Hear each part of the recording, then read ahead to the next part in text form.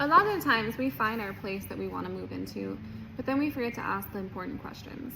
What are the extra hidden expenses? One special thing that you should always ask and know is, when are the specials? You want to make sure you get in there during that special, because you could get up to 2 months off of the rent. These apartments have those deals, but only at certain times. We have that information to make sure that you get in during that time so you don't have to pay those first 2 months. Parking is another thing that we forget to ask. A lot of these downtown apartments that we love, you do have to pay for parking, unfortunately. And that can range anywhere from up to $125 per month. Isn't that an expense you would like to know? If you're lucky, you have a designated spot and you don't have to worry about it.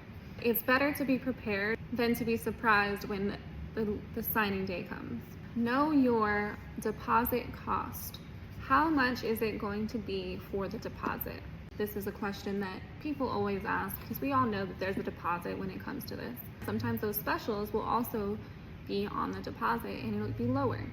But that is definitely something we need to know. We need to know what it costs to move in, which is that deposit. To hold your place, do you have to pay for trash? Some of these apartments have valet trash, where you put the trash outside of the door and someone comes and picks up. This is an expense. So that is definitely something that you would need to know.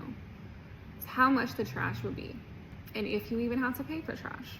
Pet deposits and monthly deposits, those can really add up, which would add to your deposit to move in. If you have multiple pets, then you have multiple deposits to pay. And then of course paying monthly as well, which adds to your monthly rent. And again, if you have multiple pets like I do, it's gonna raise your rent. That's not only something that you need to know, but also something you can avoid by making your dog an emotional support animal. It's not hard, but your furry friends can live in your house for free. I have a video on that. If you want to scroll on down, you can see it.